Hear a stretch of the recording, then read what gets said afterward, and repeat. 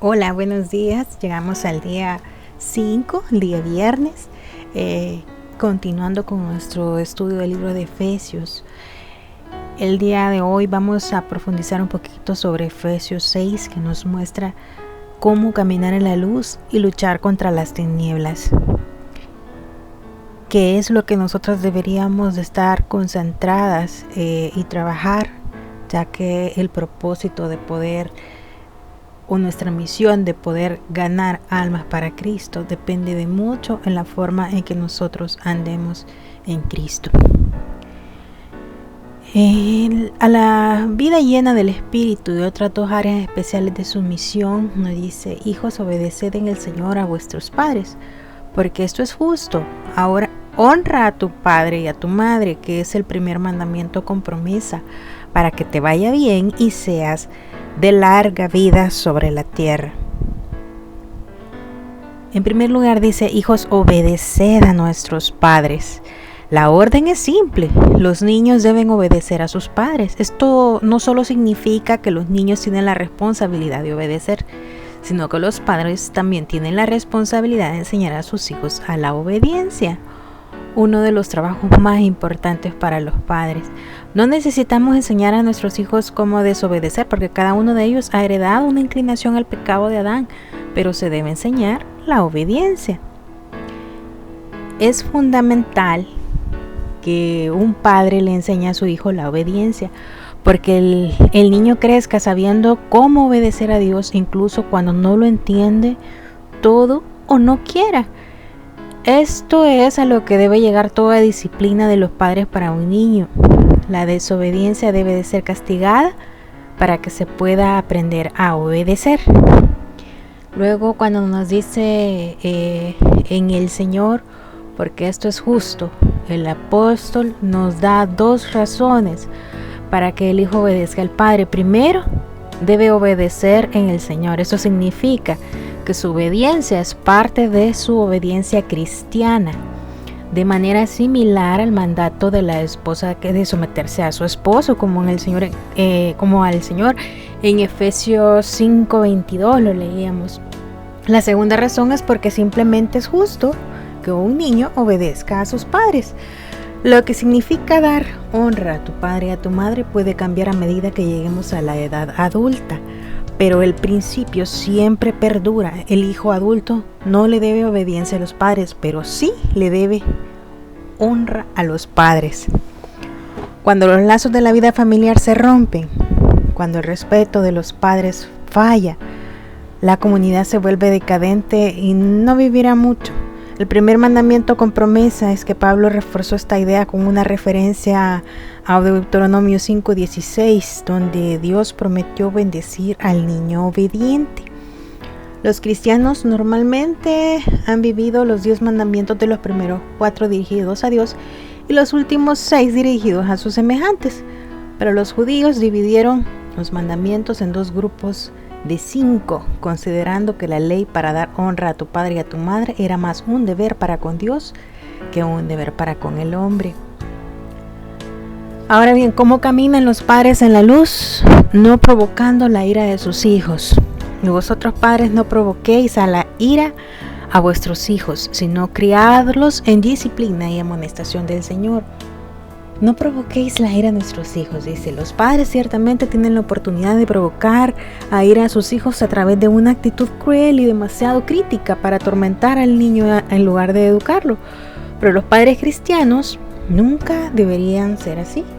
El Evangelio introdujo un elemento nuevo de responsabilidad parental al insistir en que se debe tener en cuenta los sentimientos del niño. En una sociedad donde la autoridad del padre es absoluta, esto representa un concepto revolucionario, dice este comentario. Provoquéis a ira a vuestros hijos. Este tipo de crianza severa a los hijos, contra la que habla Pablo, da una justificación innecesaria a la rebelión natural del niño. Cuando dice: cuando disciplinas a un niño, primero deberías haberte controlado tú. ¿Qué derecho tienes a decirle a tu hijo que necesita disciplina cuando obviamente tú la necesitas? Dice Martin Lloyd Jones. Dice, sino criadlos en disciplina y amonestación del Señor. Esto significa simplemente regañar a sus hijos en el sentido de amonestación. No quiere decir eso. Significa entrenar y amonestar. El aliento y la represión deben combinar con entrenamiento y enseñanza. Esta es una responsabilidad de los padres que se debe de cuidar, de enseñar, ser un ejemplo espiritual para los hijos. No es una responsabilidad que deba dejarse en manos de la madre o del maestro de la escuela dominical. Disciplina es la misma palabra traducida como disciplina en Hebreos 12:5-11. Lleva la idea de entrenar a través de la disciplina correctiva. Amonestación lleva más a la idea de enseñar. Ambas son necesarias, aunque puede ser significativo que la disciplina sea lo primero. El significado tanto de la disciplina como la amonestación se utilizan para describir el propósito de las escrituras. Según 2 de Timoteo 3:16 y 1 de Corintios 10:10, los padres deben criar a sus hijos en la palabra de Dios. ¿Cómo caminan en la luz los empleados? Por ejemplo, dice, trabajando como siervos en Jesús. Esto nos dice entre el versículo 5 y el 8, siervos, obedeced a vuestros amos terrenales con temor y temblor, con sencillez de vuestro corazón como a Cristo, no sirviendo al ojo como lo que quieren agradar a los hombres, sino como siervos de Cristo, de corazón, haciendo la voluntad de Dios, sirviendo de buena voluntad como al Señor y no a los hombres, sabiendo que el bien de cada uno hiciere, ese recibirá del Señor, sea siervo o sea libre. Cuando nos dice siervos, obedeced como a Cristo, la palabra como a Cristo cambia toda nuestra perspectiva como empleados o trabajadores de cualquier lugar. Nos recuerda que nuestro trabajo puede y debe hacerse como si estuviéramos trabajando para Jesús, porque lo estamos haciendo. El Evangelio encontró esclavitud en el mundo y en muchas regiones, particularmente en la romana y la griega, era una muy mala forma de esclavitud. El Evangelio comenzó de inmediato a socavarlo con sus poderosos principios sobre la igualdad de todas las almas en el misterio y la dignidad de la humanidad, y de la obra equitativa de amor redentor que el Maestro Supremo realizó por todas las almas. Pero su plan era no apelar, sino socavar. Así que mientras el Evangelio en un aspecto dejó la esclavitud en paz, en otro lo condenó. Esto según este comentarista llamado Moule. No sirviendo al ojo, dice el versículo. No debemos trabajar sirviendo al ojo. Trabajar solo cuando el jefe está mirando, no, como para agradar a los hombres, aquellos que solo se preocupan por complacer al hombre, sino con buena voluntad, una buena actitud, no quejándose. Ay, ahí viene ese señor, dice. Ay, lo que me está pidiendo. Como hay que hacerlo como al Señor y no para los hombres. Significa que toda nuestra obra en realidad se hace para el Señor. La gracia nos hace siervos de Dios mientras todavía somos siervos de los hombres. Nos capacita para hacer los negocios del cielo mientras nos ocupamos de los negocios de la tierra. Santifica los deberes comunes de la vida, mostrándonos cómo cumplirlos a la luz del cielo, según Spurgeon. Y haciendo la voluntad de Dios. En la cultura griega se despreciaba el trabajo manual y el objetivo del éxito era llegar al punto en el que nunca tuvieras que hacer ningún trabajo. No es así en el reino de Dios. En el trabajo duro y el trabajo manual son honorables. Debe decirse de todo cristiano que es un gran trabajador y le da a su empleador un día completo de trabajo por su salario. Hacer algo menos es robarle a su empleador. Este recibirá del Señor, sea siervo o sea libre, dice el versículo. Pablo relata una razón final para trabajar duro para el Señor. Dios nos regresará en la medida que hayamos trabajado duro por los demás. No permitirá que nuestro arduo trabajo quede sin recompensa. En el versículo 9 dice, como caminan en la luz los empleadores. En el versículo 9 dice, y vosotros amos, haced con ellos lo mismo, refiriéndose a los jefes, ¿verdad? Dejando las amenazas. sabiendo que el Señor de ellos y vuestro está en los cielos, y que para Él no hay acepción de personas. Se les dice a los amos que han llegado con ellos lo mismo, así como los siervos deben trabajar duro y honestamente para sus amos, los amos deben hacer lo mismo que para los que trabajan para ellos. Así que el Evangelio deja su mensaje de obligación absolutamente equitativa en Jesucristo sobre el esclavo y sobre el dueño de esclavos. En este caso, el principio hará su trabajo, dejando las amenazas. Los empleadores también deben renunciar a las amenazas y otras formas de trato severo. Hacen esto sabiendo que son empleados de su maestro en el cielo, y él juzga sin tener en cuenta las riquezas o la oposición. Luchando contra las tinieblas en el versículo 10, cuando dice: por lo demás, hermanos míos, fortaleceos en el Señor, en el poder de su fuerza. Cuando dice por lo demás, esto viene al final de la carta, una carta en la que Pablo está estableciendo cuidadosamente nuestro lugar en Jesús y luego los fundamentos del caminar del cristiano. Esta es su última sección que trata sobre ese pasaje.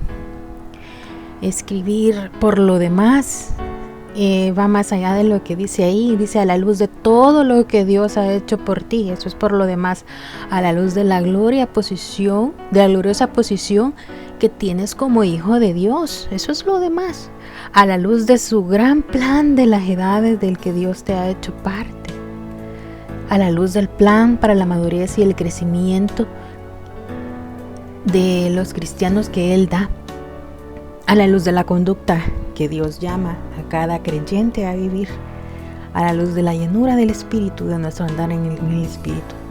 A la luz de todo esto hay una batalla que librar en una vida cristiana.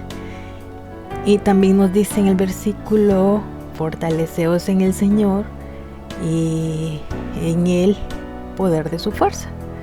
Literalmente Pablo escribió: fortaleceos a sí mismos en el Señor. La enseñanza detallada en la guerra espiritual en este pasaje presenta dos componentes esenciales. Primero, fortaleceos en el Señor y el poder de su fuerza, y luego, vestíos de toda armadura de Dios.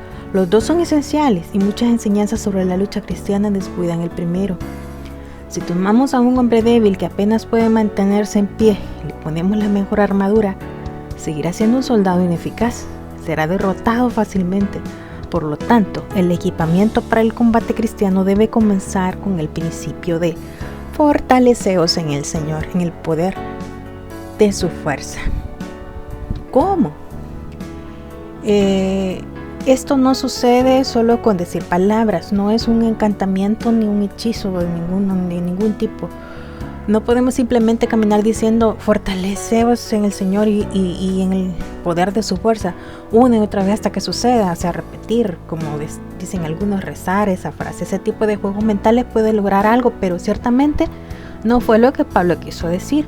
Fuerza es poder o fuerza inherente. Los grandes músculos de un hombre musculoso muestran su poder, incluso si no los usa, es la reserva de fuerza. Poder es el ejercicio del poder. Cuando el hombre musculoso usa su fuerza para doblar una barra de hierro, usa su poder. Significa que la reserva de fuerza está realmente en funcionamiento.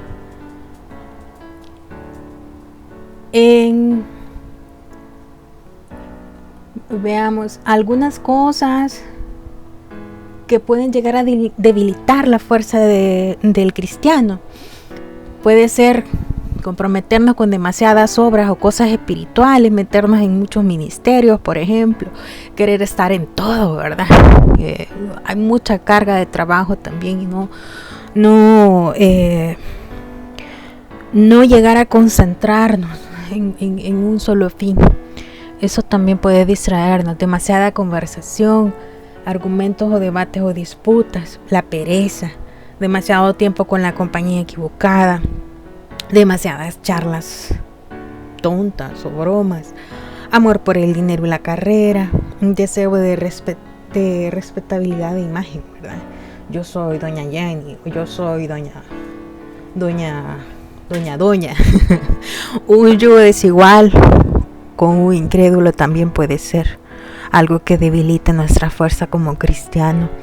El entretenimiento desagradable, esto podría ser estar mirando redes sociales o perder demasiado tiempo en los streamings, una actitud incorrecta hacia la palabra de Dios o dudar de ella, utilizar la palabra muchas veces para nuestros propios fines, eso también puede debilitar nuestras fuerzas. Tenemos que abrir siempre el corazón y ser contextuales a lo que la Biblia nos dice. Tenemos que caminar al filo de la navaja en estos asuntos, no volvernos extremos de un lado o del otro, estar atentos y siempre saber el examinarnos a nosotros mismos si nuestra fuerza está aumentando o está disminuyendo. Para ello también nos incita o nos invita al mandato de la armadura de Dios, cuando nos dice vestidos de toda armadura de Dios para que podáis estar firmes con las enseñanzas del diablo. Ya en diferentes estudios anteriormente, nuestras amadas hermanas nos han instruido, nos han compartido enseñanzas sobre cómo usar la armadura de Dios. Ese es un tema largo, yo lo voy a tocar muy superficial en contexto con el tema que estamos hablando. Cuando nos dice la palabra antigua para armadura, se usa solo en un lugar, que es el Nuevo Testamento. Jesús habla del hombre fuerte que está totalmente armado, pero que es despojado de toda su armadura cuando llega uno más fuerte y lo derrota. Sabemos que Jesús desarmó todos los principados y potestades. Esta armadura es de Dios, tanto en el sentido que proviene de Él como en el sentido de que es su armadura real. En el Antiguo Testamento es el Señor quien usa la armadura. Ahora comparte esa armadura con nosotros, equipándonos con la armadura de Dios. No es de extrañar que seamos más que vencedores, para que podamos estar firmes contra las acechanzas del diablo. Expresamos la fuerza que tenemos en Dios al estar firmes contra las acechanzas del diablo. De esa forma pues vamos a poder estar preparados para esta guerra espiritual. En el versículo 12 dice: porque no tenemos lucha contra sangre y carne, sino contra principados, contra potestades, contra los gobernadores de las tinieblas de este siglo, contra huestes espirituales de maldad en las regiones celestes. Porque no tenemos lucha contra sangre y carne, sino contra principados, dice. Pablo no llama al creyente a entrar en una guerra espiritual, lo anunció como un hecho. Estar en una batalla espiritual. Si ignoramos este hecho, probablemente no estamos ganando la batalla, porque no tenemos lucha contra sangre y carne. El hecho de que nuestra verdadera batalla no es contra sangre y carne es olvidando por mucho los cristianos que ponemos todos los esfuerzos en esa dirección. La idea de Pablo aquí era muy parecida a la de Corintios, 2 de Corintios 10, 3, 4, cuando dice: pues aunque andamos en la carne, no limitamos según la carne, porque las armas de nuestra milicia no son carnales, sino poderosas en Dios, en las destrucciones de las fortalezas. La respuesta adecuada a una guerra espiritual, en el versículo 13, donde nos dice: por tanto, tomad toda armadura de Dios, para que podáis resistir el día malo, y habiendo acabado todo, estad firmes. Dios nos ha llamado a su pueblo a una misión en curso que cumplir. Satanás hará todo lo posible para detenerlo. Cuando ataca e intimida, debemos estar firmes. Está claro que el énfasis que pone Pablo en Efesios 6, 11 y 13, donde dice: hacemos la obra del Señor y nos oponemos a todo indicio de oposición espiritual. Dios le da al cristiano una posición gloriosa para mantener mediante la fe y la guerra espiritual. Estamos firmes en gracia, estar firmes en el Evangelio, estar firmes en valor y poder, estar firmes en la fe, estar firmes en la libertad, estar firmes en la unidad cristiana y estar firmes sobre todo en el Señor. Deberíamos de estar firmes, perfectos y completos en la voluntad de Dios. Considerándolo todo, hay muchas cosas ligadas por pequeñas palabras, pero en todo nos dice estar firmes. Significa que vamos a ser atacados. Significa que no debemos tener miedo y que no debemos de desanimarnos o caminar con los hombros caídos, no por ser inseguros ni de doble ánimo en la batalla, significa que estamos alerta en nuestras posiciones y que no nos rendimos, ni siquiera pensamos retirarnos. El tema es muy extenso, mis amadas, pero yo me voy a quedar hasta acá. Es la parte más larga creo que he hecho, pero no quería dejar de mencionar estos principios y estar siendo explícita en estas palabras que Pablo nos ha dejado ahí tan significativas. Realmente creo que más claro de lo que nos está diciendo, como cristianos debemos de actuar, de cómo debe ser nuestra armadura, de cómo nos debemos de encontrar listos para la batalla cuando vamos a otras personas. Es nada más de leer la Biblia y que sea nuestro testimonio el que nos ayude a pelear esta batalla, mis amadas. Bueno, gracias por habernos escuchado esta semana y nos estamos encontrando con otro tema el próximo lunes. Bendecido fin de semana.